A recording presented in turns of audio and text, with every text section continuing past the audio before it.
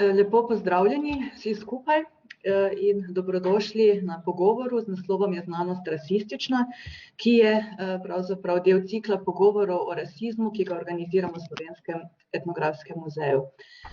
Moje ime je Tina Palajič in sem v Slovenskem etnografskem muzeju koordinatorka evropskega projekta Taking Care s slovenskim naslovom Etnografski in muzeji svetovnih kultur kot prostori skrbi, ki ga sofinancira Evropska unija v okviru programa Ustvarjalna Evropa.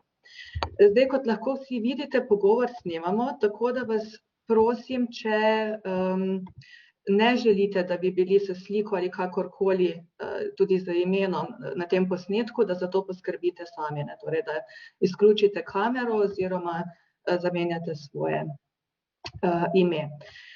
Zdaj pa mogoče nekaj besed o projektu.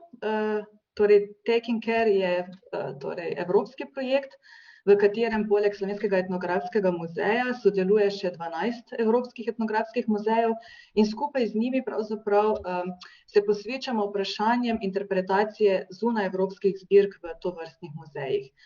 V središču naše pozornosti je v okviru tega projekta nek tak preplet aktualnih perečih kriz, od podnebne krize, ki jo pravzaprav moramo s skupnimi močmi nasloviti vsi, če želimo nekako doseči zastavljene cilje, do seveda vprašanj migracij in z njimi povezanega vzpona ksenofobije, ki smo mu priča v zadnjem času še veliko bolj intenzivno, in tudi protimigracijskega rasizma. Zdaj nekako ta organizacija cikla pogovorov o rasizmu v našem muzeju je povezana s projektnimi diskusijami o etnografskih muzejih. Te muzeje razumemo kot tiste organizacije, ki so v zgodovinski perspektivi zelo pomembno pravzaprav prispevale k oblikovanju in krepitvi podob drugih in s tem seveda tudi k krepitvi nekih hierarhij med različnimi skupinami ljudi in kulturami sveta. Mnogi, tako v muzejski kot tudi v drugih sferah, recimo medijih, izobraževanju, znanosti, opozarjajo, da rasistični mehanizmi na različne načine delujejo še danes. In etnografski muzeji, katerih delovanje nekako bistveno oziroma pomembno določa koncept družbene odgovornosti, so poklicani tako zaradi te svoje zgodovinske pozicije, ki sem jo omenila, kot zaradi sedanjega aktualnega stanja, da odpirajo vprašanja nekako tega ustvarjanja in kroženja rasističnih idej, ki pomembno sooblikujejo našo vsakdanjost. In v tem ciklu pogovorov pravzaprav želimo nasloviti tako vlogo znanosti kot muzejev in tudi medijev ter izobraževanja pri tem ustvarjanju in kroženju rasističnih idej in hkrati tudi njihovo vlogo pri protirasističnem delovanju in vzpostavljanju solidarnosti, družbene enakosti in pravičnosti. Danes bomo torej, kot že rečeno, govorili o rasizmu v znanosti in naš gost je profesor dr. Rajko Muršič, etnolog, redni profesor na oddelku za etnologijo in kulturno antropologijo Filozofske fakultete v Ljubljani, ki se raziskovalno sicer posveča najraznovrstnejšim vprašanjem, med njimi tudi vprašanjem rase in rasizma. Zdaj, tukaj z Rajkom deliva naslovnico knjige Je znanost rasistična, po kateri nekako je tudi prevzet naslov tega dogodka, ki jo je Rajko prevedel leta 2019 oziroma je bila leta 2019 izdana. Je pa delo ameriškega biološkega antropologa Jonathana Marksa. Zdaj mogoče, Rajko, če poskusiva midva na začetku najprej osvetliti pravzaprav ta koncepta rase in rasizma. Se mi zdi, da je fajn, da najprej izpostaviva neko to skupno razumevanje. Torej, o čem pravzaprav govorimo, ko govorimo o rasi in rasizmu? Ja, najlepša hvala za priložnost, da lahko določene stvari povem v okviru tega projekta. Najprej čestitke seveda za pridobljen projekt, z upanjem, da bo prispeval tiste, kar v naši družbi najbolj potrebujemo. To je pa ozaveščenost, da je sama zadeva, ki rečemo rasizem, vse prej kot nedolžna in da je vse prisotna, pa postaja na nek način integralni vsakdanji del naše družbe, ne da bi to hoteli. Na drugi strani pa seveda tudi to, da se zavemo, da je sam koncept rase bistveno bolj problematičen, kot si kdorkoli zamišlja. Zdaj, če me direktno vprašaš, kako razumemo raso, bom reči, tega ne morem povedati v 2 oziroma 3 stavkih, bo malo pozneje mogoče pokazal nekaj opredelitev in pa nekaj temeljev tele celotne zadeve. Je pa zanimiva ena stvar, zdaj, ko si omenila, da se sicer raziskovalno ne ukvarjam posebej z raso, moram reči, da zdaj, ko sem iskal gradiva skupaj, ugotavljam, da sem se s to problematiko pravzaprav ukvarjal od samega začetka študija etnologije oziroma že pred tem, ne. In to pomeni, da je ta tematika z mano že več kot 40 let. V bistvu gre za zelo preprosto vprašanje, kako bomo klasificirali ljudi, v katere skupine jih bomo razvrščali, na kakšen način bomo to vrstna razvrščanja tudi razumeli, ne. Recimo prav lansko leto je izšla ena knjiga, za katero so predvidevali, da bo na nek način postala velika uspešnica. Njen naslov se bere sila zanimivo, ne, torej glavni naslov je Človeška raznolikost, Human Diversity. Podnaslov je pa sila zanimiv, ne, biologija spola, rase in razreda. Skratka, The Biology of Gender, Race and Class. No, in če postaviš skupaj spol, raso in razred, pravzaprav poveš skoraj da vse, kar je potrebno povedati o tej zadevi, zaradi tega, ker jih je dejansko treba misliti skupaj, gre za umetne klasifikacije, ki se sprenevedajo, da so biološke, ne. In hkrati, ko povežeš to z biologijo, če rečeš, da obstaja kakršnakoli biološka podlaga koncepta spola, torej gender kot družbenega spola, ne, rase in pa razreda, pravzaprav predvidevaš, da gre za nekaj, kar je znanstveno nevtralnega, ne. In moj namen današnje intervencije je, da ni mogoče govoriti znanstveno nevtralno o takšnih kategorijah. Prav nasprotno, vsi znanstveniki, ki se sprenevedajo, da govorijo nevtralno in objektivno, so v resnici bodisi rasisti, bodisi protirasisti, zato ker nekje vmes pa ne moreš biti. Ali si rasist ali nisi. Tretje možnosti preprosto ni, ne. In tukaj imamo seveda v znanosti eno zgodovino sprenevedanja, da ko govorimo o rasah, govorimo o nečem objektivno obstoječem, o nečem, kar pač obstaja v empirični resničnosti, saj vendar vidimo človeško raznolikost. Nekateri so črni, nekateri so rumeni, nekateri so kao rdeči, ne? Nekateri so nekje vmes, nekateri so pa čisto beli, ne? Tako naprej, vse te razlike vidimo, ne? Vse so očitne, ne? In zaradi tega, ker so tako očitne empirične razlike, si lahko pač ljudje zamišljajo, da je mogoče o teh razlikah govoriti na znanstveno objektivni, nevtralen način. In prav to ni mogoče. Takoj, ko govorimo o znanstveni nevtralnosti in objektivnosti, ko govorimo o klasifikaciji ljudi, pridemo do zelo, zelo resnih težav, ne. In Jonathan Marks v tej knjižici v bistvu pokaže ne toliko, kaj je rasa, pa zakaj raso razumemo tako, kot jo razumemo. Celo sam se niti ne strinjam v celoti z njegovo opredelitvijo rase, mimogrede rečeno, jo bom pa poskušal kasneje povzeti. Ampak poskuša pokazati tisto, kar je na nek način ozadje rasističnega govora, ne? In opozarja na eno zelo preprosto stvar, predvsem v ameriški znanosti sedanjega trenutka, da znanstveniki ne pristajajo na kreacionizem, ne, torej na to, da bomo mešali stvaritev sveta, stvarjenje sveta in tako naprej, ne, z znanstvenimi dejstvi, da sta to dve ločeni sferi in ali si v eni ali pa si v drugi. Pri rasizmu pa niso tako zelo prepričani, zaradi tega, ker empirične, objektivne raziskave kažejo, da smo ljudje različni.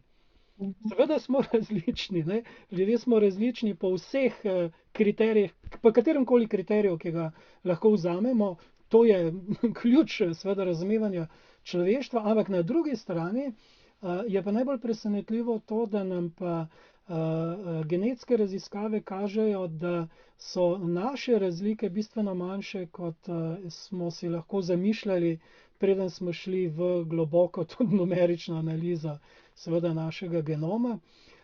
Pravzaprav je ena od mogoče ključnih poant tega Marksovega dela opozorilo na to, da imamo vsi brez izjeme, vseh 8 milijard ljudi na tem svetu skupne prednike oziroma isti genom, ne? Brez izjeme. Vsak med nami ima v svojem genomu nekaj genov, ki jih ima skupne z ljudmi, ki so bili na tem planetu pred recimo 20, 40, zagotovo pa 60 do 80 tisoč let nazaj, in zagotovo imamo v tem genomu precej več skupnega, kot je razlik, in iz genoma ni mogoče prepoznati tega, čemu rečemo rasa, ne? To je ena od ključnih stvari sodobne genetike, ne? Karkoli naj bi rasa predstavljala, ne? Skratka, znanost kot takšna je sicer dejavnost, v kateri težimo k določeni obliki objektivnosti.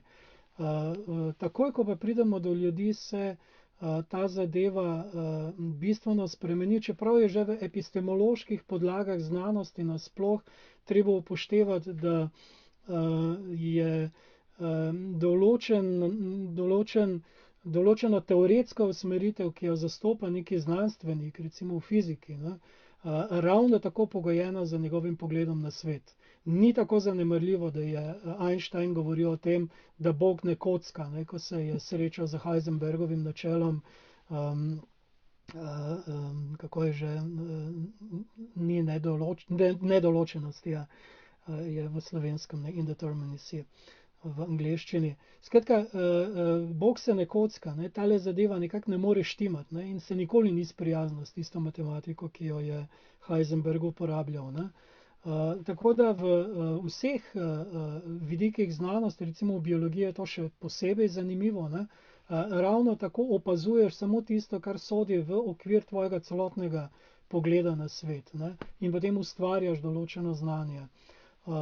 Zadnja stvar, na katero bi rad opozoril, vem, da komaj čakaš, da mi skočiš v besedo, ampak še na eno stvar bi res nujno moral opozoriti, je ta, da sem nekoč naivno verjel v to, da je zaradi našega prepoznavanja razlik, ko vidimo pač ljudi različnih barv, ne, in različnih fizionomij, ne, torej različne somatskega videza, da iz tega izhaja po naravni poti to, da smo nagnjeni k temu, da razločujemo ljudi po tipih, in iz tega potem izhaja, da je rasizem na nek način nekaj naravnega, ne, da ljudje zaradi prepoznavanja razlik klasificiramo ljudi na boljše in na slabše, ne. To ne drži. To empirično ne drži. Izraz oziroma ta naša klasifikacija, ki jo poznamo, ki jo jemljemo danes kot samoumevno, da pač rasa označuje razlike med ljudmi, je dokaj nov pojav. Stari Grki recimo rasizma niso poznali, stari Rimljani prav tako ne, ne. Poznali so razlike in so jih tudi konceptualizirali, ne da jih ne bi poznali, ne da jih ne bi upoštevali. Konec koncev tudi besedo, ki so uporabljali za druge ljudi, ki jo danes uporabljamo kot temelj naše vede, skratka etnos, ta beseda označuje krdelo, ne, torej živali, ne ljudi, oziroma ljudi, ki so primitivni, ki so drugačni, ne, ki niso del našega demosa, niso del našega ljudstva, ne.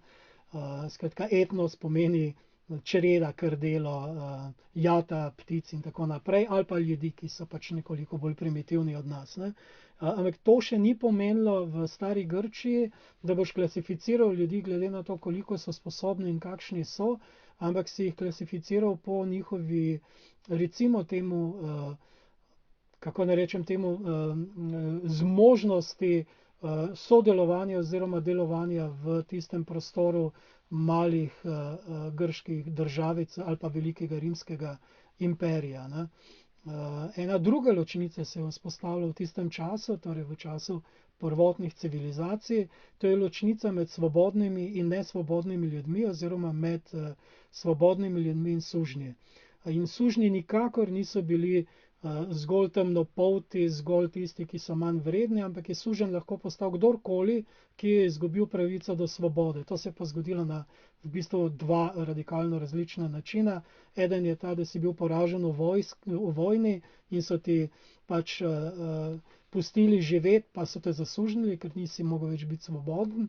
Druga pa je bila ta, da si obobožal, ne? Torej, da nisi mogel vračati dolgov in ker nisi vrnil dolgov, si postal suženj, potem si izgubil svobodo, ko si izgubil premoženje. Ne? To sta dva načina, kako postaneš suženj. Ampak to ni imelo popolnoma nobene zveze s kakršnokoli somatsko prezenco. Si bil črn, ali si bil bel, ali si bil ne vem kaj vmes. To je bilo popolnoma irelevantno. Ne? Kdorkoli je lahko zasedel to pozicijo. Ne? Skratka, ni nič naravnega v človeku, kar nas vodi k rasizmu. To je popolna zmota in popoln mit, prav narobe. Ne? Mi smo naturalizirali razlike, ki jih je vzpostavila zahodna civilizacija s svojim osvajalnim pohodom po svetu in vsiljujemo rasne predstave drugim. Ne? Najbolj srhljiva oblika takšnega vsiljevanja je bilo seveda dogajanje v Ruandi leta 1994. Ja, zelo dobro si v bistvu, Rajko, opredelil ta nek zmoten pogled, da so naravne človeške skupine med sabo različne zaradi narave same, ne? Da jih je mogoče v bistvu razvrstiti in da jim potem se pripisuje, ne vem, neke različne značilnosti, lastnosti in tako naprej. Zdaj, zanima me, kako je recimo antropologija odgovarjala na ta vprašanja, ne? Na v bistvu to neko predpostavko ali pa trditev, da je ta družbena neenakost manifestacija naravne hierarhije. Kaj je pravzaprav bil odgovor antropologije na to? V bistvu, zdaj je treba definirati najprej, katera antropologija in kakšno antropologijo imamo v mislih, ne? Kaj je sploh antropologija, odkod izhaja. Ne? Tisti del antropologije, ki jo zanimajo človeške skupnosti s svojim značilnim načinom življenja, skratka kulturna in socialna antropologija, predvsem pa etnologija, ki je precej starejša od obeh, je tista, ki na nek način takoj, ko se soočimo z resničnim človeškim življenjem, ne, in ko prepoznamo specifike tega življenja, ne moremo zagovarjati rasističnih predsodkov oziroma ne moremo zagovarjati pretirano resno tega, da so ljudje po biološki naravi drugačni od nas. Ne. Je pa obstajala klasifikacija kultur, ne, torej v kulturni evoluciji, ne, tista predstava o tem, da so ljudje nekoč živeli primitivno, danes pa živimo precej bolj kompleksno, ne, in da so bili precej bolj primitivni tudi glede etike, glede morale, glede skoraj da vseh odnosov med ljudmi, mi smo pa zdaj precej bolj rafinirani in tako naprej. Ne. Ampak to je zopet ista predstava, ne, ki generira naše razlikovanje. Če pa govorimo o biološki antropologiji, kot o tisti, ki je pa še starejša od etnologije, ne, torej da tole pojasnimo, ne, govorimo o etnologiji kot vedi, ki se je rodila nekako v zgodnjem 18. stoletju na podlagi preučevanja življenja ljudi v zelo oddaljenih krajih Rusije, torej v Sibiriji, in se je začela kot ena zmes geografije, zgodovine in pa predvsem opisovanje ljudstev. Völkerbeschreibung se je imenovala ta zadeva. Ne. Etnologija kot beseda je malo poznejšega datuma, čeprav so besedo etnos začeli uporabljati za to vrstno pogledovanje že tam v 50., 60. letih 18. stoletja, ampak dokončno je bila pa afirmirana tam v 80. letih oziroma v poznih 70., 80. letih 18. stoletja, torej kot veda, ki poskuša razumeti načine življenja ljudi, torej specifično podlago razumevanja ljudi. Ne. Antropologija na drugi strani je pa starejša, beseda se uporablja že v 16. stoletju za tisti del medicine, ki poskuša razložiti celotno funkcioniranje človeškega telesa oziroma človeškega fizisa. Ne. torej kot fizična biološka antropologija. Torej, kakšen je človek kot del biološkega stvarstva in v okviru medicine, kako nam deluje naše telo, ne, v celoti. To pomeni, da imamo to fizično-biološko antropologijo v neposredni navezavi, oziroma mislim, da vsaj 200 leti se še ni ločila od medicine. Sama medicina je bila pa seveda korpus znanj, ki je bil precej širši od tega, kar danes razumemo kot medicino, ne. V 19. stoletju oziroma po začetku klasifikacij v biologiji, torej z vzponom sodobne biologije, torej prav s Karlom Linnejem, se pa začne antropologija kot specifično raziskovalno področje človeka kot biološke vrste, ne. Torej imamo biologijo, v kateri preučujemo vse živali tega sveta, potem imamo pa antropologijo, s katero preučujemo eno posebno živalsko vrsto, ne. In ta živalska vrsta po Linneju, to bom pa zdaj poiskal, ker je v bistvu zelo zanimiva ta zadeva, in ta njegova klasifikacija je pač tista, ki je utemeljila znanstveni rasizem skupaj s tem, kar je Kant razmišljal o človeškem umu. Približno tako je bilo, ne. Linnejeva klasifikacija temelji na klasifikaciji človeških podvrst. Torej, kaj je vrsta v biologiji, še danes ni jasno. Tudi biologi ne bodo natančno mogli definirati, kdaj je neka vrsta in kdaj je podvrsta. Recimo pri šimpanzih imamo v bistvu vrste in izredno biološka raznolikost med majhnimi populacijami, ne samo podvrst, ne. In znotraj teh vrst imaš podvrste. Tako da je zelo zanimivo ta zadeva. Ampak ne bom šel zdaj v biologijo, ker je zelo slabo poznamo v resnici. Bistveno je to, ne. Linne je razdelil človeštvo, to je bilo v konec 18. stoletja, prav v istem času, kot sem rekel, da se začne na drugi strani tudi etnologija, je postavil potem tele podvrste in je napisal približno tako, tu bom zdaj kar prebral tale košček iz Marxovega povzemanja. Medtem ko je Evropejcem vladalo pravo, je rumenim Azijcem vladalo mnenje, rdečim Američanom šega in črnim Afričanom kaprica. In potem je opisoval tudi oblačilno kulturo. Skratka, to, kar je on razdelil na te 4 podvrste, ne, ki so potem postale nekako kanonske, belci, črnci, rumenci in rdečkarji, če lahko uporabim nekaj žargona, ki je bolj zabaven kot pa karkoli drugega. Skratka, danes, hvala Bogu, tega ne uporabljamo več, ne. Ampak to so 4 človeške podvrste, ki jih potem označujejo ne samo biološke razlike, te, ki so očitne somatične razlike, ampak tudi razlike v značaju, torej v karakterju, v temperamentu, razlike v delavnosti, ne, in razlike v zmožnosti mišljenja, ne. Tu sta se s Kantom zelo dobro ujela, ker Kant je govoril pa o razlikah v zmožnosti mišljenja, ne, če samo mi smo prišli do tega, da lahko razmišljamo v absolutu, ne. Drugi so pač vezani na precej drugačne, manj univerzalne načine mišljenja. Čeprav je Kant na koncu, proti koncu svojega dela ugotovil, da ko prideš pa do morale in do moralnosti, pa ugotoviš, da v bistvu smo ljudje precej bolj univerzalna vrsta, kot je videti skozi zgolj, recimo temu, kognitivne zmožnosti. Čeprav zavest pri Kantu ni kognitivna kategorija, je precej več, ne. Skratka, od takrat, od konca 18. stoletja se začne potem ta tako imenovan znanstveni rasizem in ta biološka, fizična antropologija, ki se je predtem na nek način umeščala v področje medicine, se je osamosvojila kot fizična antropologija oziroma biološka, ji rečemo danes, takrat so govorili o fizični antropologiji in je začela meriti človeške, posamezne človeške organe oziroma človeška telesa, ne, z antropometrijo je razvila, ne, in potem klasifikacijo človeških teles glede na različne značilnosti in potem sestaviš skupaj eno sestavljanko teh značilnosti in oblikuješ rasne tipe. In kar je najbolj zanimivo, seveda, vsak, ki se je poskušal s to fizično antropološko metodo merjenja v tem, kam umestiti kakšno skupino ljudi, je potem razvil drugačno klasifikacijo. Ne.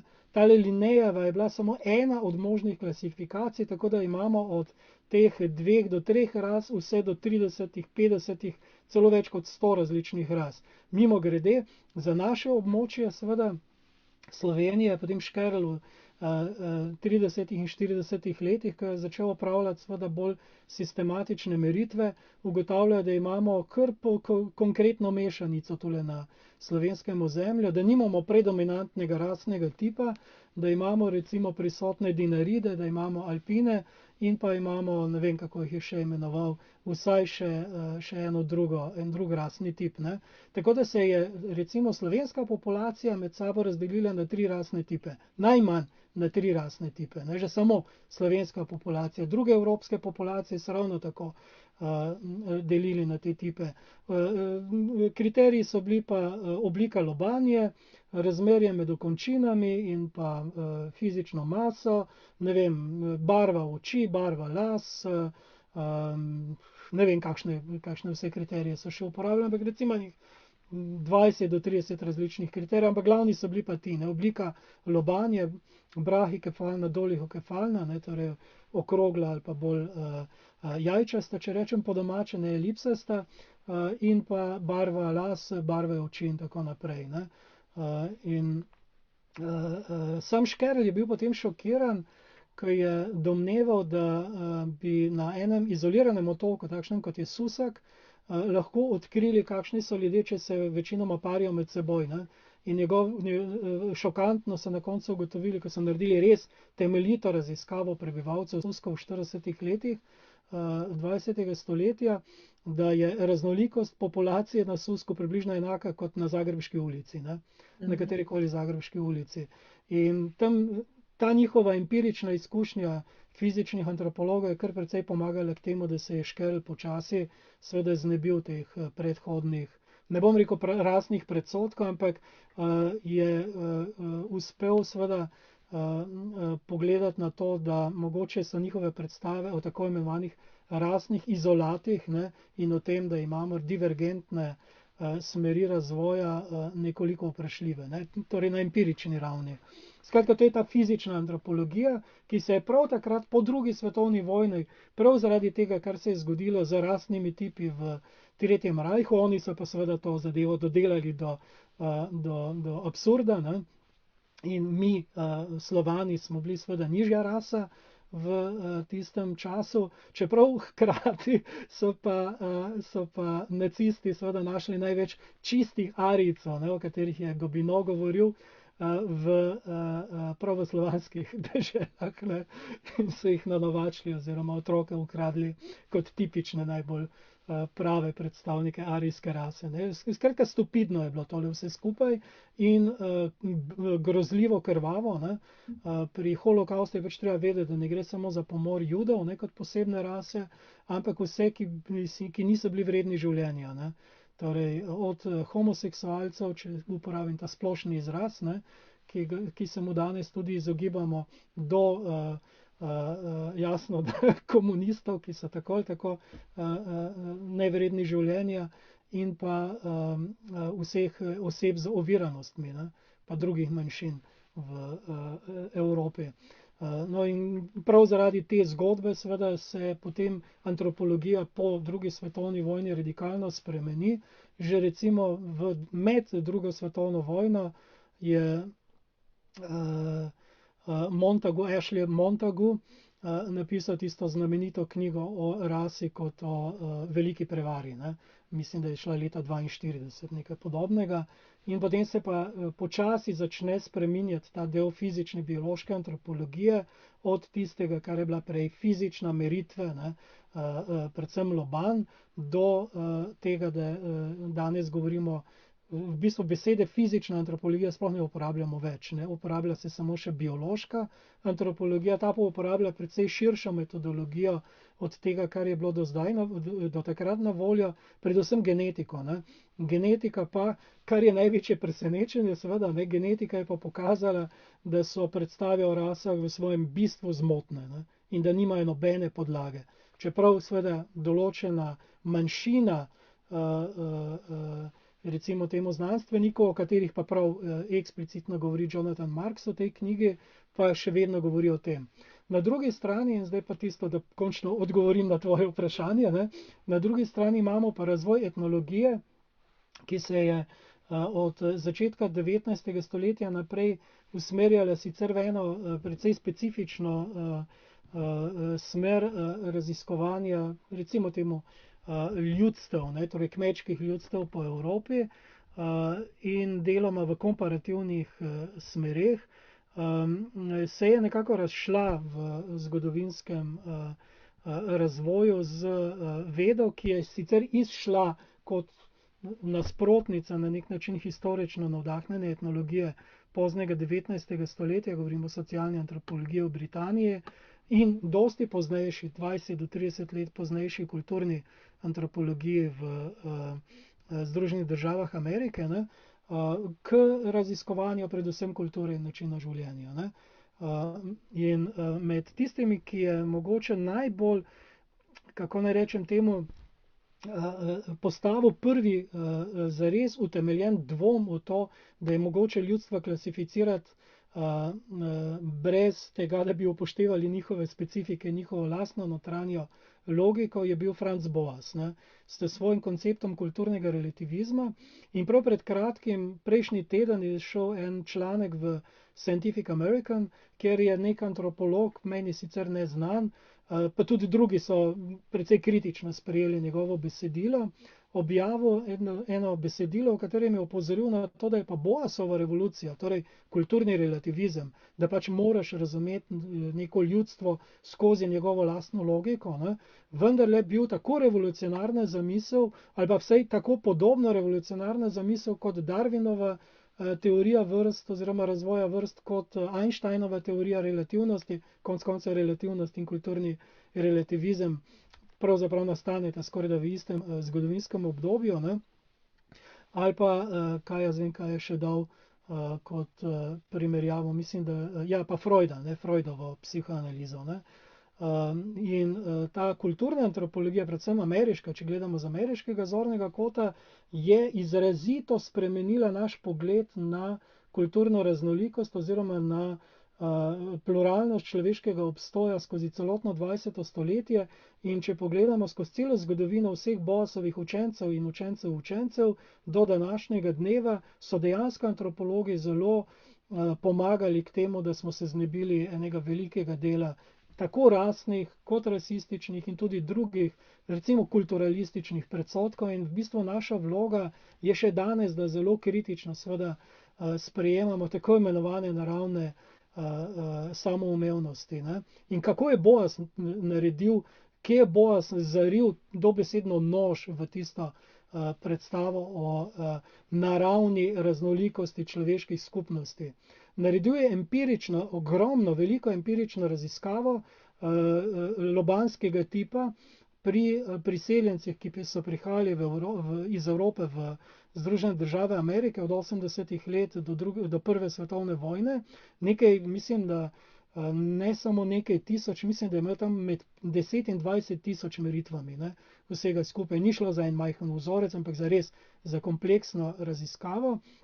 In je pokazal, da so že v prvi generaciji ljudi, ki so se rodili priseljencem iz Evrope, njihove možganske, lobanske značilnosti so se spremenile. Skratka, brahikefalni so postali dolihokefalni ali pa obratno. Ne. Skratka, da to ni tako zelo vpisano v naš fizis in se ne prenaša, kot se reče temu, hereditarno, ne, torej z tem biološkim nasledstvom, ampak je zelo povezano seveda z okoliščinami, v katerih živiš, z načinom življenja, z okoljem, v katerem se znajdeš in tako naprej. Ne. Skratka, lobanje same po sebi so postale pravzaprav, kot se po angleško reče, obsolete, ne. Skratka, nekaj, kar pravzaprav nima nobene veljave. Ne.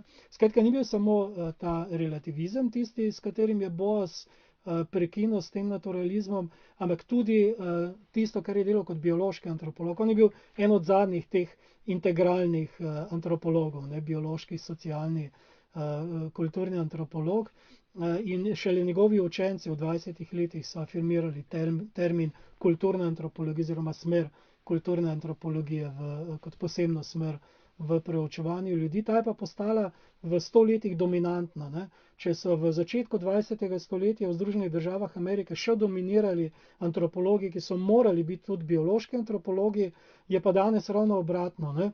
Tisti, ki so danes biološki antropologi, pravzaprav morajo odlično obvladati tudi kulturno antropologijo, in prav Marx ali pa Fuentes, recimo, pa še enih parih je, ne, so tega tipa. Največji paradoks je ta, da so biološki antropologi, in to ameriški biološki antropologi, najbolj glasni v zavračanju koncepta rase. Danes. Ja, zdaj s to pripovedjo v bistvu o Boasu in njegovi raziskavi s priseljenci si me v bistvu nekako usmeril na temo, ki bi jo rada še odprla, in sicer na to aktualno problematiko protiimigracijskega rasizma. Zdaj nekako izpade oziroma izgleda, kot da je raso, katero je znanstvena skupnost že davno tega zavrgla kot neko naravno kategorijo, kot si dobro pokazal, kot da je raso na nek način zamenjala kultura. Zdaj mi govorimo, in to je nek tak prevladujoč diskurs, vsaj po mojem občutku, da različne kulture med seboj niso kompatibilne. In nekako ta protiimigracijska retorika zagovarja ravno te ideje, da naj vsak ostane na svojem, v okviru svoje lastne kulture, znotraj katere se bo lahko bolje razvijal, in tako naprej in tako naprej. Torej, neko to mešanje kultur je predstavljeno kot problematično.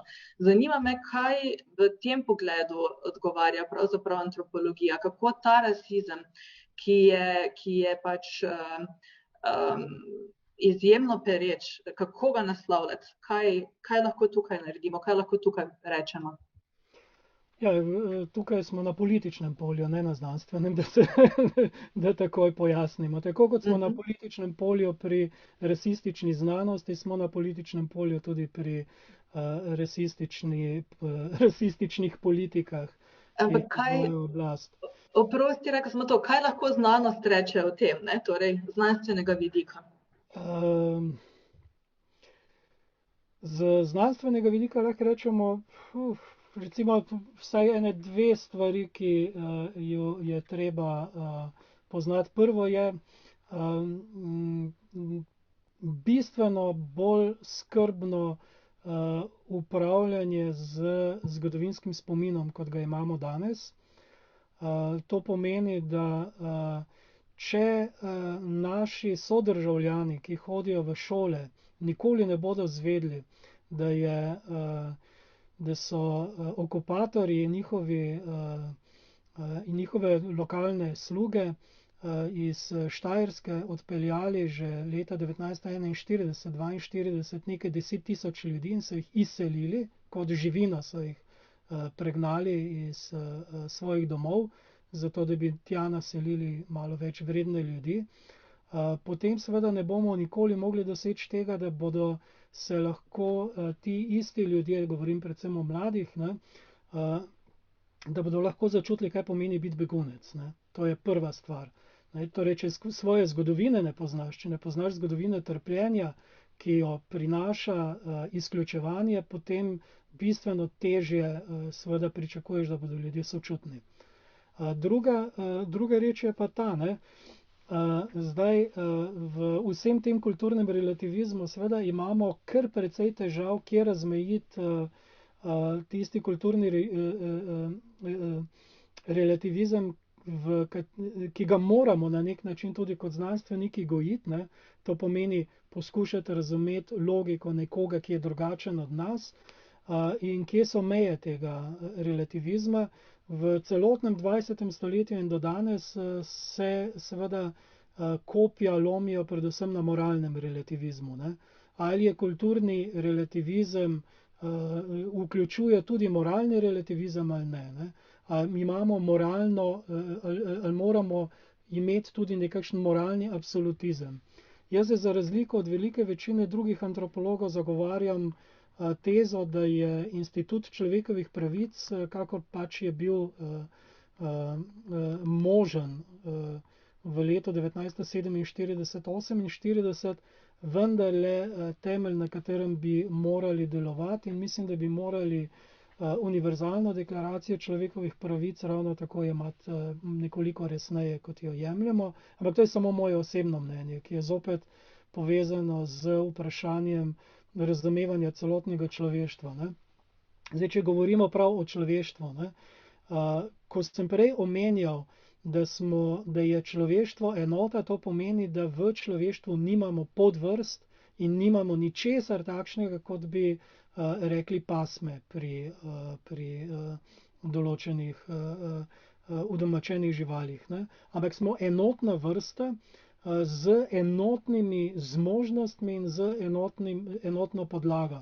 Torej z enotno biološko podlago in z enotnimi kulturnimi zmožnostmi, ne.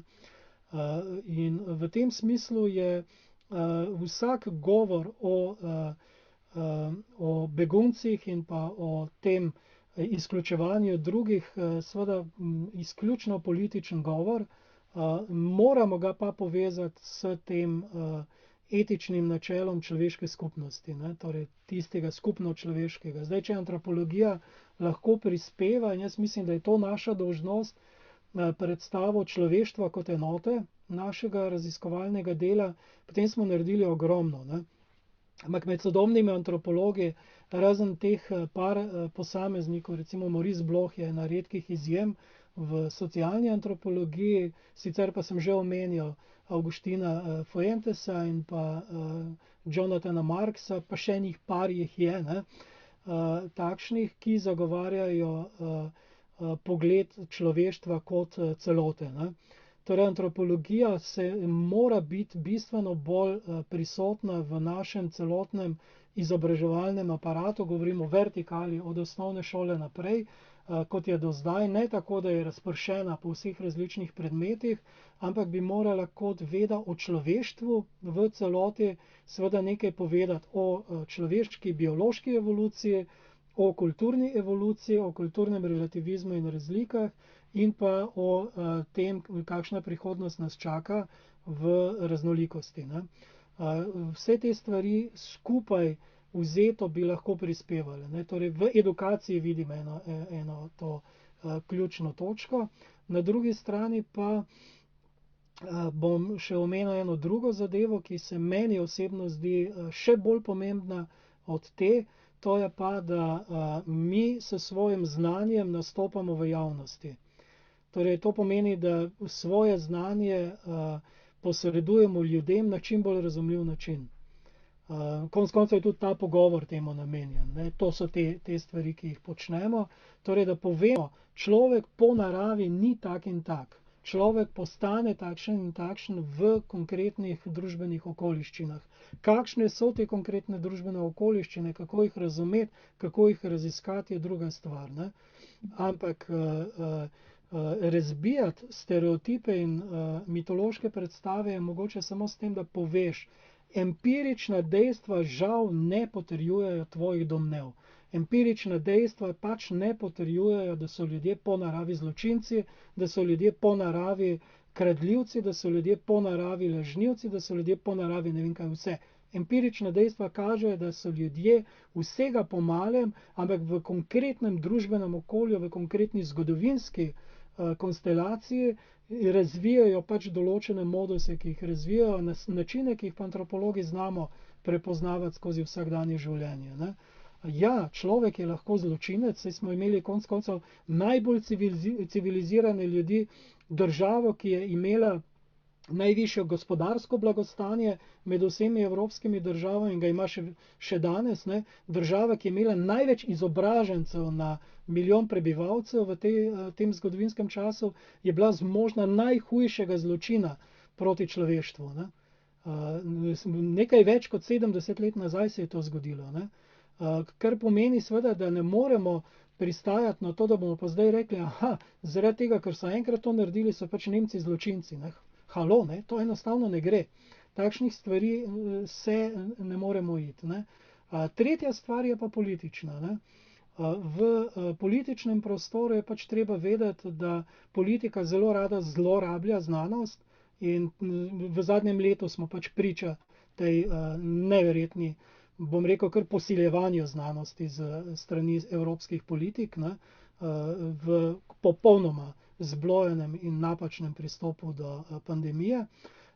Znanost pa ne more vrniti nazaj. Zaradi tega, ker so znanstveniki odvisni od denarja, ki ga politika vlaga v znanost, in od tistega, čemur se reče, ena zelo pomembna stvar je še pri znanstvenikih, ki jo moramo zelo resno jemati, to je ugled, ki ga znanstveniki imajo, prestiž, če hočeš. Ne?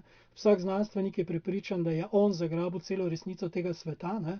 In da bo to resnico pač enostavno gojil na vse veke vekov, ne glede na to, kaj se zgodi. Ne? In dokler znanstveniki komuniciramo samo z drugimi znanstveniki, pravzaprav delamo eno zadevo, ki vzpostavlja v bistvu ena hierarhična razmerja, ki nimajo nobene empirične podlage. Ne? Empirični preizkusi našega znanja so pravzaprav edino testno okolje, ne, v katerem lahko nastopamo, in tudi ena skromnost, ponižnost je nekaj, kar zelo pogrešam. Ne. To pomeni, da smo pripravljeni priznati napake, da smo pripravljeni spremeniti svoje poglede. Ne. Bom še enkrat ponovil, sam sem bil prepričan, da je nekaj naravnega, da bo človek postal rasist, ker prepoznava razlike. Ampak empirični podatki iz zgodovine človeštva kažejo, da to ne drži. Da to preprosto ni res. Ne. Da so se rasistične predstave začele z vdorom evropskih zavojevalcev v druge dele sveta. Ne. In to je treba enostavno povedati. Ne. Nič naravnega ni v rasizmu. Rasizem je popolnoma nenaravna, nečloveška zadeva. Rajko, hvala. Zdaj se počasi že približujemo koncu tega pogovora in prosila sem v bistvu za vaše vprašanja iz publike, torej, če jih kdo ima, da jih zapišete v klepetalnik. Oglasil se je Primož Koren in sicer pravi: pozdravljeni, mene pa zanima vpliv socialnega darvinizma na pojav rasizma. Menim, da igra celo bolj pomembno vlogo pri tem kot fizična antropologija. Ja, prav gotovo drži tole opažanje. Zdaj, seveda, treba je najprej opredeliti socialni darvinizem, zaradi tega, ker je glede tega precej nejasnosti, kaj je bilo prej, ne, kura ali jajce. Ne. Zdaj, v bistvu samo obdobje, v katerem je Darwin, konec koncev tudi Wallace je delal istočasno, pravzaprav je prišel do skoraj identičnih sklepov. Skratka, zgodovinsko obdobje 30-40 let 19. stoletja je bilo takšno, da je izhajalo iz tistega, čemu rečemo maltuzijanska miselnost poznega 18. zgodnega 19. stoletja, po katerem se pač razhajata naša zmožnost pridelovanja dobrin in pa eksponentna rast populacij. Ne. Ko pride do te kolizije med zmožnostjo preživetja populacij in njihovo eksponentno rastjo, se seveda pokaže, da bo zmagal tisti, ki bo močnejši, ki bo bolj freht v celoti. Ne. Herbert Spencer je bil med tistimi, ki so zagovarjali tezo, da se bodo močnejši, ne, bolje znašli v tem svetu. In Darwin je pravzaprav šele v ne vem kateri izdaji njegove teorije vrst to zadevo pripeljal do točke, v kateri jo je Darwin tudi uporabil. Torej, to je boj za obstanek, boj za preživetje in tako naprej. Ne. Tega v bistvu v izvirnem darvinizmu ni. Ne. V fizični antropologiji v bistvu nekega ne vem kako razvitega socialnega darvinizma nikoli ni bilo, zaradi tega, ker je to bil del kulturne evolucije, ne, ta socialni darvinizem. In socialni darvinizem je družboslovna teorija, ne biološka. Ne. Torej, nekateri darvinisti so prevzeli določene zamisli iz družboslovja v biologijo, brez katerih biološka, tako rekoč teorija vrst, še vedno odlično funkcionira, ne, in je ostala za nami praktično vse do danes. Je pa danes dobila nove razsežnosti, ne, predvsem v nečem, kar imenujemo liberalna ekonomija, v kateri gre boj za prevlado, torej za tekmovalnost, in zanikanje tistega drugega dela, ki ga je pa Kropotkin dal kot zgled, to je solidarnost in vzajemne pomoči, ki jo najdemo že med vrstami v biologiji, ne, v biološkem okolju. Ne. Tako da v tej biološki antropologiji vsaj od druge svetovne vojne naprej seveda ni mogoče govoriti več o socialnem darvinizmu. Socialni darvinizem pa zelo, zelo močno živi v predstavah evolucijske psihologije in pa v predstavah, recimo temu, ekonomističnih teorij. Ne. Jaz sem zdaj dal v ozadju še eno zadevo, za katero sem upal, da bom že prej dal. Tole je sicer en tak krasen posnetek našega prvega začetnika biološke antropologije na Slovenskem. To je bil Niko Zupanič, ki je med Prvo svetovno vojno kot kustos Beograjskega etnografskega muzeja izvajal tudi podobne raziskave kot Boas v tistem času. Skratka, tule lahko vidite eno od teh naprav, s katerimi meriš ta kranični oziroma lobanski indeks. In to so ti štirje možakarji, tukaj so vojni ujetniki turške vojske oziroma otomanske, takrat je še bila otomanska vojska, v Beogradu. Ne? In on je naredil eno veliko raziskavo, to je danes nezamisljivo, da greš delati empirično raziskavo na vojnih ujetnikih. Ampak takrat med Prvo svetovno vojno je to bilo še nekako samoumevno. In to je tak tipičen primer takšnega fizičnega, biološkega antropologa, ki tudi se svojo držo zelo jasno kaže, da je nekoliko bolj, kako se temu reče, rasno čist od teh štirih vojnih ujetnikov iz Bog ve od kod vse so prišli, niso bili samo iz Anatolije. Ne. Skratka, takrat je bilo to še nekako samoumevno. Ne. Niko Zupanič sicer sam po sebi niti ni bil daleč od tega, da bi bil rasist, kvečemo nasprotno. Leta 1935 se je uprl tem rasnim zakonom, ki so jih sprejeli v Nemčiji, in pokazal, da seveda naš način, kako se plodimo z drugimi, ni vezan zgolj na to, kateri rasi pripadaš oziroma kateremu tipu, ne, ampak so te preference nekoliko drugačne. Sicer pa sem hotel pokazati opredelitev rase, oziroma rasizma, odkod izhaja. Tukaj sledim še enemu biološkemu antropologu iz Združenih držav Amerike, in če imate čas in možnost, dajte poiskati na strani Združenja za biološko antropologijo, Ameriškega antropološkega združenja, njihovo stališče o rasi, ki so ga pripravili, mislim, da v zadnjem desetletju, tam nekje okoli leta 2012, mogoče kakšno leto prej, pozneje. Tudi v IOAS smo pripravili eno zelo podobno izjavo, ampak ameriški biološki antropologi so povedali, v biologiji rase ni pika, o tem se nimamo kaj pogovarjati. Ne. Če pa jo jemljemo kot biokulturno ali pa biosocialno zadevo, je pa to seveda popolnoma druga zgodba, ne, in sodi na področje kulture. Govorim pa o Josephu Gravesu, enemu redkih, ni pa edini, temnopoltih, torej afroameriških bioloških antropologov, ki deluje v, kot se reče temu, ameriški akademiji, na ameriških univerzah. Dve knjigi imam tule pred seboj. Ena je Mit o rasi, ne, zakaj se pretvarjamo, da rasa v Ameriki obstaja. Druga je pa Cesarjeva nova oblačila, biološke teorije o rasi, ki jih je povzel na prelomu tisočletja. Ne. No, in rasizem po njegovem temelji na 5 domnevah. Ne. Na prvič, v človeški vrsti obstajajo biološke rase, ne drži. Drugič, da rase posedujejo genetske razlike, ki opredeljujejo njihovo inteligenco, še bolj ne drži, že prva ne drži, kaj šele tale druga. Potem je naslednja zadeva, da rase posedujejo genetsko opredeljene razlike, zaradi katerih so njeni pripadniki in pripadnice podvržene različnim boleznim, torej boleznim različnega tipa, in imajo zaradi tega tudi različno življenjsko dobo. Končnica drži. Ljudje različnih ras imajo dejansko različno življenjsko dobo. Celo sam Graves je na eni od razprav o rasah oziroma na eni od razprav o teh zadevah pri IOIS pred nekaj leti omenil, da možakar je približno mojih let, torej okoli blizu 60, in je rekel, da velika večina njegovih znancev in prijateljev iz otroštva ne živi več. Pač enostavno so pomrli vmes v tem. Ne?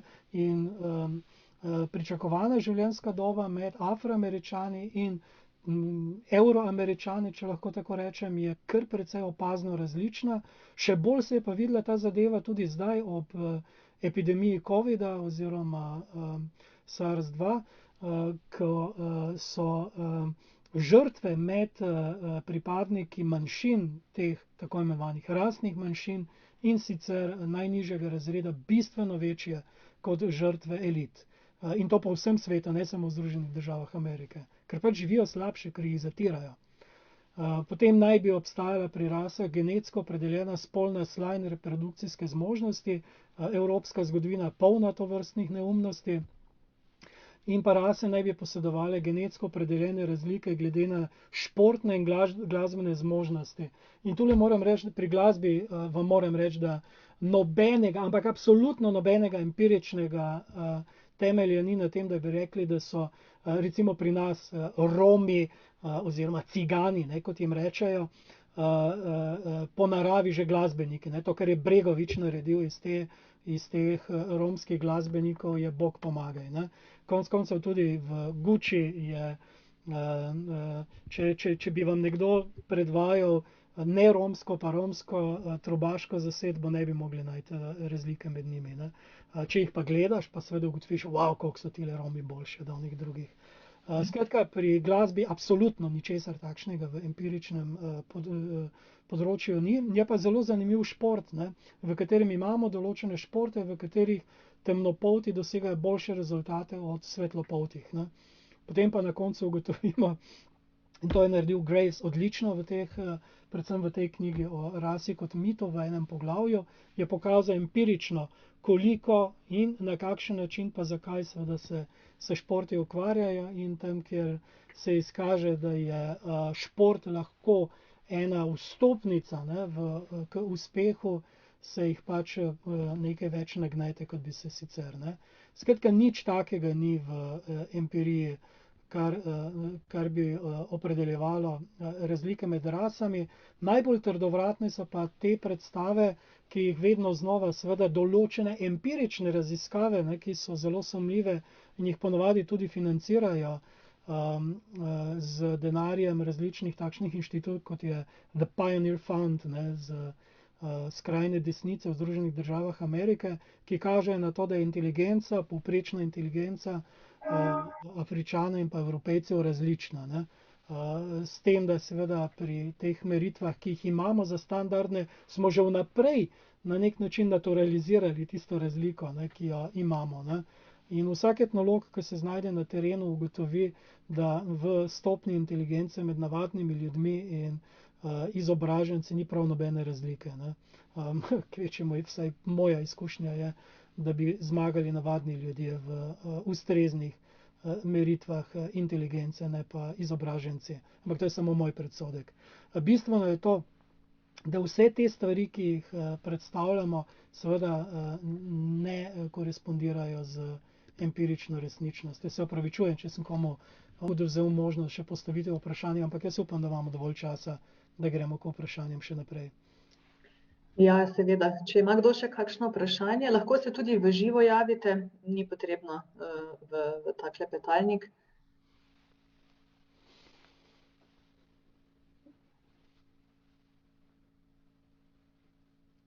Gledam, če je še kje kakšno vprašanje. Ja, sej.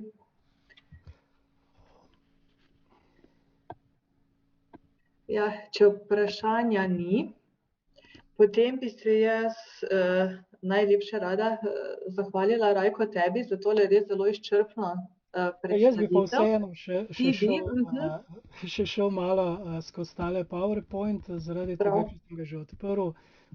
Prav tole, kar sem zdaj hotel pokazati, je na nek način pomembno. Recimo Marx uporablja izraz, da delamo rase, ne? Kot samo zdaj pa res sem se malo zgubil v teh, ker sem hotel pokazati nekaj, tule je naslednji slajd, tale je. Nekoč smo imeli v slovenskih učbenikih, in to so generacije, ki so zdaj stare od 30 do 40 let, so imeli učbenike v 90-ih in 2000-ih, v katerem so govorili točno to, kar vidite tukaj.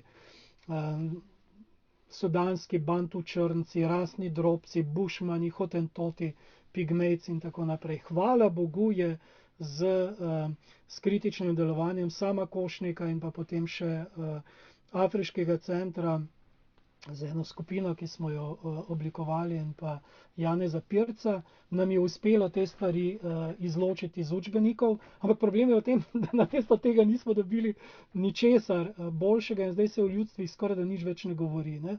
Tule recimo imamo iz učbenika iz 97. 98. leta celo nekoga, ki mu pripisujejo Zambo. Če verjamete ali ne, jaz kot antropolog nikoli nikjer v nobeni knjigi nisem našel besede Zambo. Nikjer. Sicer sem potem poiskal, kaj pomeni pa odkot je, ampak naši otroci so se učili, ne, potem pa še imamo lepodušniško, ne, da naj imajo vsi ljudje pravico do svoje rasne, jezikovne, kulturne, verske in tako naprej drugačnosti. Ne. Torej smo lahko rasno drugačni, saj je očitno, da smo rasno drugačni. Ne. Ali pa aboriđini, ne, kot globoko zakoreninjena stara verovanja. Tule imamo, da naj bi prišli v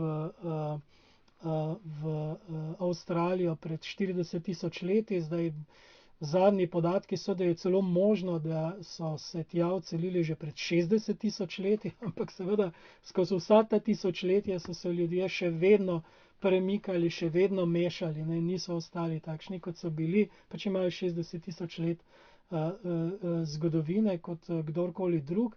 In na eno stvar bi vas rad še opozoril, ki je izjemno pomembna in se mi zdi, zaradi katere se tudi splača vzeti v roke tole Marxovo knjigo. To je nekaj, čemur se reče sesutje rodovnika.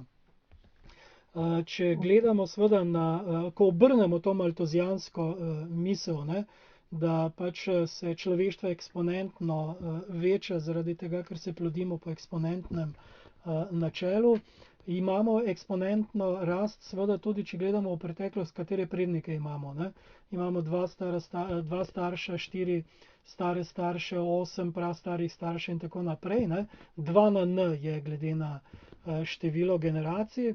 In če gledamo za 20 generacij nazaj, pridemo tam nekje 20 krat 20, 400 let, ne? Nazaj, že dobimo 2 na 20, kar veliko številko. Če gledamo 200 generacij nazaj, 4000 let, dobimo številko, ki je 2 na 400. To je pa ogromna številka, ne? To so, ne vem, hiperkvadriljoni, ne vem kaj vse. Ne? Če gledamo za 40 tisoč let nazaj, pa za 60 tisoč let nazaj, pa ni popolnoma nobene statistične možnosti, da ne bi prav vsako človeško bitje, ki je živelo pred 60 tisoč leti na tem planetu, bilo tudi naš prednik. Pazite, vsi, kar nas je na tem svetu, izhajamo iz istih prednikov, samo dovolj daleč nazaj moramo iti. Sicer se ta pregib zgodi že pri 20 tisoč letih nazaj, ne? Torej koliko smo imeli prej, 400, pri 200 generacijah, ne? Že pridemo do tega, da se zlijajo geni. Ne? Pri 60 tisoč letih nazaj je pa popolnoma drugače. Ne? Vsi smo potomci in vsi smo genetsko, tako rekoč, če lahko tako rečem, enotna vrsta za zadnjih 100 do 300 tisoč let, odkar govorimo o naši vrsti, ne? Ki se je sicer mešala še z drugimi vrstami ali pa podvrstami, ne ve se, kakšne so bile, ampak vsi imamo skupne prednike, vsi sodimo v enako kategorijo. Ne? In samo nekaj matematike, ki jo obrnemo nazaj, pravzaprav popolnoma razsuje predstave o tem. Ali pa recimo iz glasbe, če govorimo, ne? Ni dobro, da imamo takšne pesmice. Jaz sicer nisem za to, da bi cenzurirali zadeve in da bi tiste stare predsodke metali ven stihijsko, ampak ljudske pesmi za otroke pa vendarle naj ne bi prinašale tovrstnih reči, kot je tale pesmica, ne. Ima vendarle tudi napačne vzgojne učinke, ne. In to dejansko ni v čast, da tovrstne stvari propagiramo. In mogoče, če še deloma odgovorim na tisto vprašanje, ki si ga dala prej, ne, odnos do Romov je tisti, v katerem se kaže, a smo rasisti ali nismo, ne. Tam se pravzaprav empirično pokaže, ne. Skoraj da najbolj, ne. Ta drugi vidik rasizma, ne, torej kulturalizem, ki ima pač zelo različne vidike, od etnocentrizma, nacionalizma do estetskih preferenc in na nek način poveličevanja nekega določenega načina. Recimo pri podkulturah imamo te tekmovalnosti ogromno, ne, z glasbo povezanih podkulturah. Vse te stvari so takšne, da se je proti njim treba enostavno vztrajno boriti z zelo jasno besedo in pa z zelo jasnimi tudi protiargumenti, ne. Še enkrat, prav ničesar ni v človeku, zaradi česar bi bil katerikoli človek, kako naj temu rečem, več vreden od drugega človeka. Zdaj, borimo se lahko tudi z tem, da opozarjamo na ustrezno terminologijo. To je namreč tudi tukaj eno izmed vprašanj v klepetalniku. Bernarda sprašuje, kaj pa definicija plemena? Zlasti je sporen izraz v slovenskem jeziku, saj se uporablja isti izraz za ljudi in živali, piše. Hvala za to vprašanje. Izraz pleme je v antropologiji tehnični termin za skupino sorodnikov. Skupino sorodnikov, ki šteje svojo pripadnost oziroma svoje poreklo po enem od spolov, torej po materini strani ali pa po očetovi strani, ali pa po izjemoma po obeh. In samo v tem kontekstu, nobenem drugem, lahko uporabljam izraz pleme. Črnogorci recimo so razdeljeni na plemena, ampak njihova plemena niso tega tipa. Njihova plemena so bolj povezana z eno drugo zadevo, pri kateri ti lahko izbereš kateregakoli od prednikov, s katerim pa najdeš neko povezavo. To so škotski klani, tak tipičen primer. In škotski klani v bistvu so inkluzivni, ti si lahko pripadnik več različnih klanov ali pa več različnih plemen. Pri Črnogorcih izbereš pa enega od njih kot merodajnega, ne. Skratka, izraz je zelo, zelo netočen in ga v antropologiji absolutno zavračamo onkraj, še enkrat bom ponovil, sorodstvene terminologije sorodnikov. In poskušamo tudi v javnosti na ta način nastopati, da enostavno prepovedujemo rabo besede pleme za ljudstvo. To je absolutno nevzdržno in neprimerno, ne. Imamo pa seveda te tako imenovane plemenske svinje, plemenske bike in tako naprej, ne, v zoologiji, in hvala za to opombo, ker je zelo na mestu. Ta izraz je povezan prav s tisto verzijo, ki mu rečemo po nemško štam, ne, torej odkoder nekaj izhaja, ne, odkoder nekaj prihaja, in to je tista oblika, ki sem jo prej povedal za te Škote in pa za Črnogorce. Ampak je pa še en dodaten problem tukaj. Staroselska ljudstva so prevzela to evropsko dominantno terminologijo in sami uporabljajo izraz pleme za vse oblike njihove skupnosti, organizacije, ki temeljijo na kakršnikoli pripadnosti. Tako da recimo Maori, ki ravno tako niso ne priznavajo enočrtnega, ampak več slednega, če lahko tako rečem, sistema sorodstva. Tudi Maori sebe imajo za pleme, ne, tribal. In imaš potem tribal acts kot novozelandsko zakonodajo, s katero se tudi strinjajo, ne. Ko oni uporabljajo izraz pleme, ga pa uporabljajo v bistvu v obliki politične skupnosti. na enak način, kot mi uporabljamo izraz narod, na enak način, kot uporabljamo izraz ljudstvo, kot skupnost, ki ima pravico do določene avtonomije. In v tem smislu imamo potem v antropologiji seveda pa dejansko težavo, ko ljudstvo samo uporablja ta izraz, ga moramo citirati. Ne, da ga mi uporabljamo, pa ga citiramo. Ampak to je zelo podobno kot pri Romih in Ciganih. Ne? Slovenski Romi so razdeljeni v bistvu na več različnih skupnosti, ampak največja razlika je seveda med tistimi, ki se nekako priznavajo kot Romi in onimi, ki se ne. Sinti se ne priznavajo kot Romi. Sinti so Sinti, niso Romi in sami rečejo, da so Cigani. In če zdaj Sint reče, da mu ti moraš reči Cigan, ga citiraš. Ne boš mu pa rekel Cigan, ker se to enostavno ne spodobi. Ne? Na podoben način seveda potem ravnamo tudi s temi plemeni. Ne? Če si neko ljudstvo reče, da je pleme, pa da iz tega izhajajo določene plemenske politične zahteve in pa pravice, ne, ki jih vendarle v vseh teh državah, kjer plemenske skupnosti priznavajo, v tem smislu, ne, kot si sami rečejo, je to prav. Ni pa prav recimo v Indiji, ne, kjer uporabljajo izraz pleme v evropskem smislu in kolonizirajo potem tale ljudstvo oziroma jih poskušajo civilizirati na enaken način, kot so Evropejci nekoč civilizirali Indijce. Ne. Skratka, zelo kontekstualno je, ampak kot tehnični termin ga lahko uporabljamo izključno za skupino sorodnikov. Vidim, da je še eno vprašanje, mulat. Ne? Ja, problematičnost izraza mulat. Pa Bernarda piše še, če še samo lahko to preberem, Rajko. Zelo nepoznavalsko sicer glede znanja drugih jezikov, vendar sama ne poznam primera, da bi bil pojem isti za ljudi in živali, kot je to v slovenščini. Zdaj, jaz toliko ne poznam drugih jezikov, da bi si upal trditi tako, ne. V vsakem primeru je to izredno dober argument, da se v družboslovju poskušamo besedi pleme izogniti nadaleč oziroma jo razložiti. Ne. Tisti način, kot sem ga prej povedal, za sorodstveno organiziranost, mogoče vseeno, da povem zelo na kratko. Ne.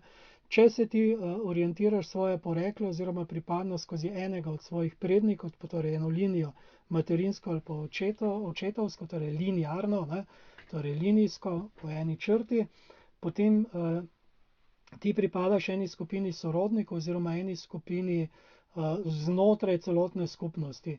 In najširša možna opredelitev pripadnosti k nekemu mitičnemu predniku je potem pleme. Ne?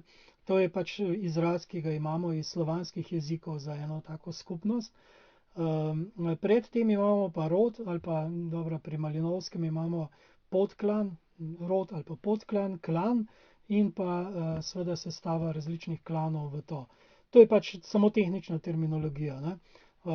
Samo takrat, kadar nas zanimajo socialne vezi, ki izhajajo iz porekla, uporabljamo ta tehnični termin, ampak še tam lahko ostanemo na ravni klanov.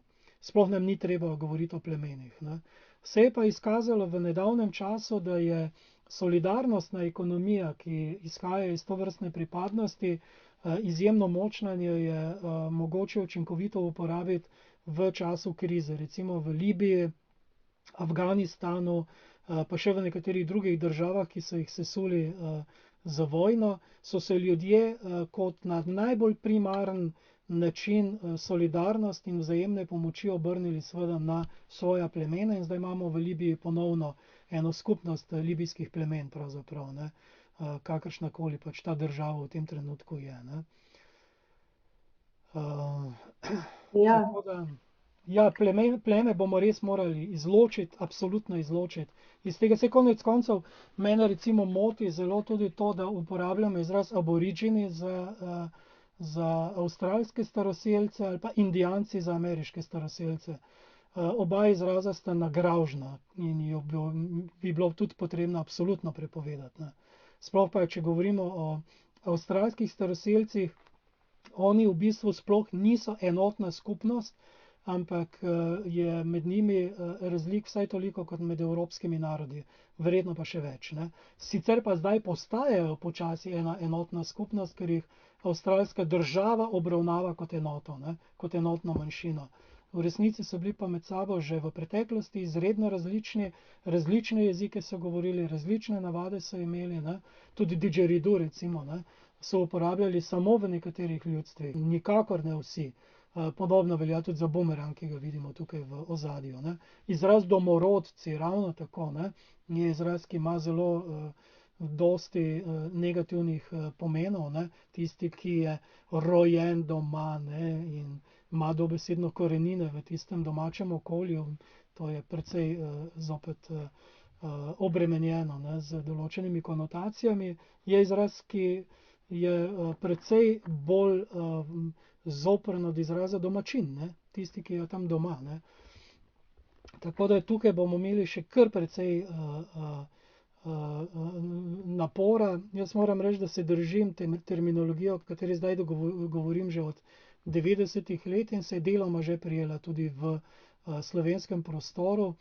Je pa problem v tem, da nekateri moji kolegi etnologi sploh niso ugotovili, da se je nekaj spremenilo in še vedno govorijo o Indijancih. Meni je prav nerodno, če slišim etnologa, ki govori o Indijancih, ne? Ampak dokler pač nekateri bodo to počeli, si bo širša javnost tudi zamišljala, da je to prav. Ne samo, da gre za zmoto, ne, iz preteklosti, ampak gre za izraz, ki ima v slovenskem jeziku vendarle izredno negativno konotacijo, ker konec koncev izhaja iz tistega rasizma, ki smo ga Slovenci vendarle gojili na tem območju od 19. stoletja naprej skozi delovanje različnih misijonarjev in skozi pisanje različnih popotnikov, ne. In to so bili rasistični izrazi, ne, ki so jih uporabljali za ta ljudstva. Rajko, hvala za tole. Še samo zadnje vprašanje, se mi zdi fajn, no, da ga komentiraš, ker je pač ravno ta pustni čas. In Luka Furlan sprašuje, kaj pa cigani kot del pustnih skupin, naprimer borovega gostovanja? Ja, zdaj borovo gostovanje sicer ni pustna šega, ne, ampak okej, v redu. V bistvu ta lik je, kolikor je meni znano, dokaj nov lik, ne. Sicer se ne spoznam tako dobro na pustne šege, da bi si upal o tem decidirano govoriti, ne. V likih, ki jih imamo v recimo temu zimskem času, in te like smo potem prevzeli v pustovanju v tem februarsko-marčevskem času. V teh likih imamo zlodeja, ne, v takšnih in drugačnih oblikah, in tiste, ki reprezentirajo posamezne, recimo temu, da like iz mitologije tistega podzemnega sveta. Ta je relativno nov, ne, tako da kjerkoli se je pojavil kot nadomestilo za enega od likov iz preteklosti, ne. In ga z tega zornega kota, z etnološkega zornega kota lahko kadarkoli izločimo iz teh zgodb. Pri borovem gostovanju je pa nekoliko bolj specifična tale zadeva, zaradi tega, ker je borovo gostovanje pač šega, ki je povezana z plodnostjo, ne. Dobro, podobno seveda tudi kot siceršnje pustne šege, ampak plodnostjo v tem elementarnem smislu, ne. Če se nihče ni poročil, se mora pa potem nekdo poročiti z borom. Šega je dosti starejša, kot izgleda na prvi pogled, veže korenine tudi z določenimi šegami iz grških časov in vključuje verjetno celotno ritualno podobo ene fingirane poroke, ne.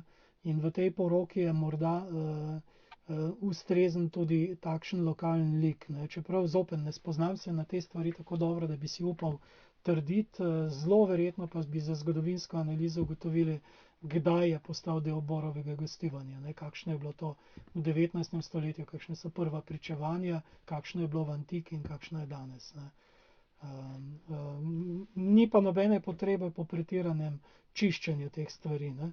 Če se ljudje počutijo neprijetno ob teh stvareh, je pač to dovolj velik razlog, da tega ne počnejo. Če se pa počutijo prijetno, pa naj izživijo svoj rasizem, če ga pozneje seveda s tem ne bodo izživljali, ne. Rajko, hvala res za tole poglobljeno predstavitev te tematike. Posebej sem vesela, ker si zdaj ta zadnji del tako zapeljal, da si delil tudi ta PowerPoint. Namreč o predstavljanju in interpretiranju zunajevropskih zbirk v muzejih se bomo pogovarjali jutri, tako da vsi ste vabljeni, da se nam jutri pridružite prav tako ob 11. uri kot danes. Na pogovor z naslovom So muzeji lahko prostori preseganja rasizma in tudi učbenike si omenil, ne, temu se bomo pa deloma posvetili potem v četrtek, ko bomo govorili z Maksom Zimanjem, prav o teh pregledih slovenskih učbenikov za geografijo in zgodovino in pa tudi o cerkvenem tisku, ki ga je gospa Bernarda omenjala. Bomo nekako pregledali razvoj teh podob o predvsem afriškem kontinentu in tamkajšnjih ljudeh skozi to vrsten, torej cerkveni tisk.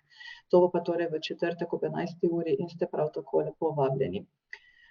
Hvala vam vsem, da ste se udeležili tega pogovora. Rajko, še enkrat hvala tebi in skratka želim vam lep dan še naprej.